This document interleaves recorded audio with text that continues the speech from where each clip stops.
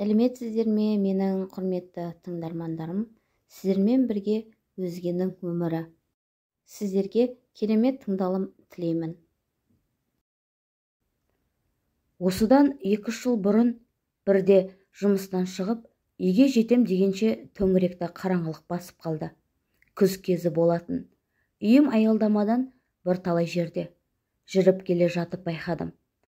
Алдымнан ілби басып бір әйел кетіп барады. Жүрісі баяу. Телефонмен әлдекімге бақырып-шақырып мазамды алғасын, қайнымның үйіне кетіп қалып едім. Бутылкам толып, соны ауыстыру керек болған соң үйге қайтып бара жатырмын. Ендігі ұйықтап қалған болса жақсы болар еді деген сөздер естідім.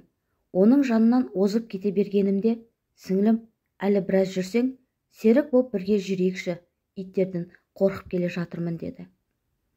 Мейлі деп жүрісімді баяулаттым. Базарда тұрасың ба деп сұрады. Жоқ, жұмысым бар дедім. Онда дұрыс екен.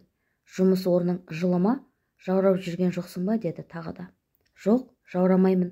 Жылуды да беріп қойған дедім. Оның қамқор көңіліне риза болып. Ауруды суықтан табады екенбіз ғой. Оны білмей, жастық шақта денсаулықтың барында ыстыққа да, суыққа да қарамай, базарда желдің өтінде тұрып сауда істеп, бүгінде ешкімге керек емес мүгедек болдық.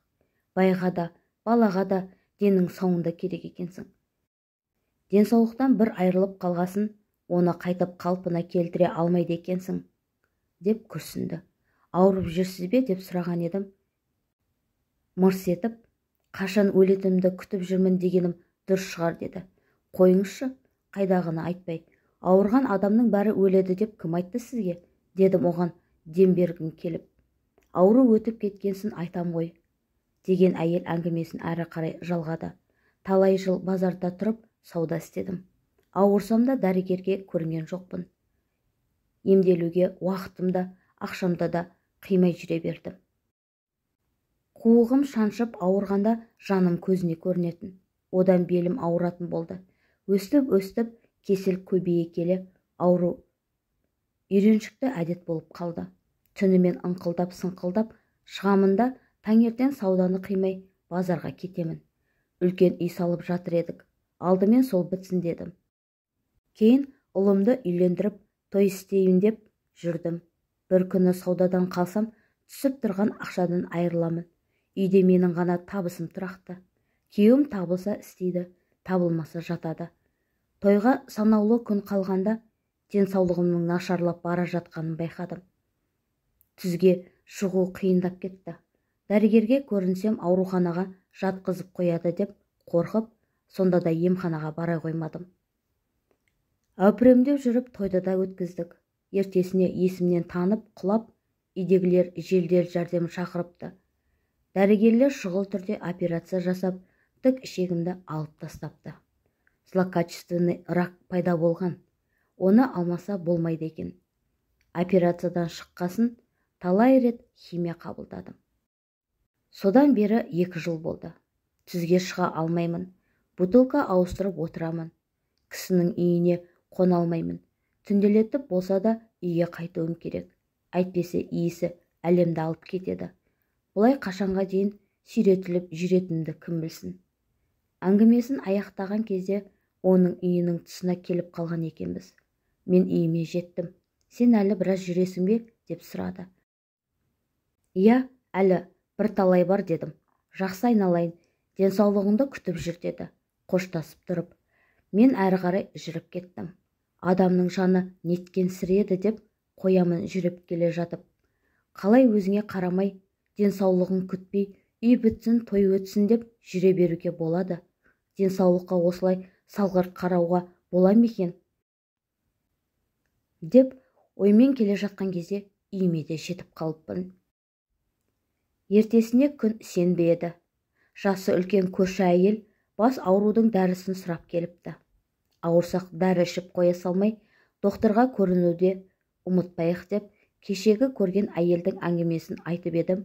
Көрші оны танитын болып шықты. Ей, байғұс-ай, ауырып жүріп алқаш байымен алысып жүр ғой, ол сорлы. Ішіп алып, төсекке шақырып, тыным бермейді екен жынды байы. Жатыры мен ішектерінің бір талайын алып тастаған ғой оның. Сүйретілген шлангілерімен шишасын сүйретіп жүрген сорлыбайды неғылсын. Қара ешкіге жанқайғы, қасапшыға малқайғы дегендей болып тұр. Олардың жайы деп көршім бір талай әңгіме айтып тастады. Тағы біраз күннен кейін сол көршімнің үйіне барсам, бөтен бір кісі отыр екен. Көршім былай шыққасын, ана отырған еркек өткендегі екеуміз әңгіме қылған науқас әйелдің күйеуі екенін айтты. Уақыт өте келе ол кісіні көшеде, дүкен алдында карта ойнап отырған еркектер арасынан жиі көретін болдым. Әр көргенде көшеде бұлай сенделгенше ажалын күтіп жатқан әйелінің жанында отырып, көңілін ауласа, жылы сөзін арнаса болмай ма екен деп ойланатынмын. Өйткені ауылдағылардан сол әйелдің төсек тартып жатып қалғанын, жақын ағайындары келіп бақылдасып жатқанын еститінмін. Адам ит жанды деген рас екен ғой. Әлгі әйел содан кейін де бір жылдай аурудың азабын тартып төсекте жатты. Ал күйеуі болса, қағанағы қарқ, сағанағы сарқ сықылды көшеде жүреді. Жүзінен қайғының түрі білінбейді. Біздің үйдің жанында ішкілікке үйір жалғызбасты кісі бар еді.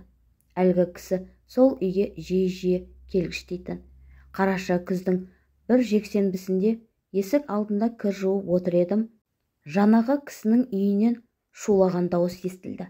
Не болып қалды деп көшеге шығып қарасам, қабақтары қатыңқы 3-4 кісі науқас әйелдің күйеуінің басына тақия кигізіп, өздерімен ертіп кетіп барады екен.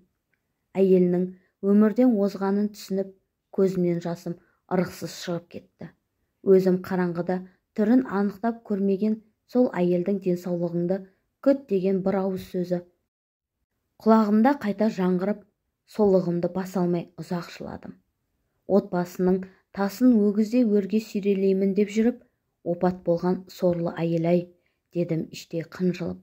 Үлкен үймен баланың үйлену тойын өмірінен де артық көргенің бе? Не қызық, не жақсылық көрдің екен бұл өмірден. Сені солай еттеген деп жүрген күйеуіңде жоқ. Кім үшін сабылдың соншама?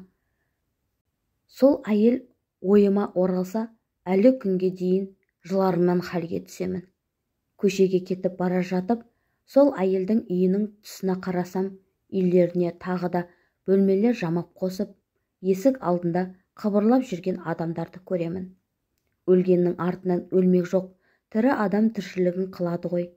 Дегенмен үйінің жыртығын жамаймын деп, өзін осыншалықты құрбан қылған әйелді аяймын. Ол өлген соңда үйі құлаған жоқ, балалары мен күйеуі аштан қатып қалмай тіршілік етіп жүр. Осыны көргеннен кейін ең бірінші өз денсаулығымды күтуім керек, қалғаны екінші орында деген ой түйдім. Өйткені күйеуімнің көңілінен шығып, балаларыңа жақсы ана болу үшін де алдымен денсаулық керек қой. Көп отбасыларда әдетте үйдің бар жауапкершілігін әйелдер арқалайды. Үй салу, той жасау, қара қазан мен сары баланың қамын да бүгінде әйелдер ойлайтын болыпты. Тіпті денсаулығын құртып, өмірін сарп еткендерді де көріп жүрміз. Сондай отбасылардағы еркектің жауапкершілігі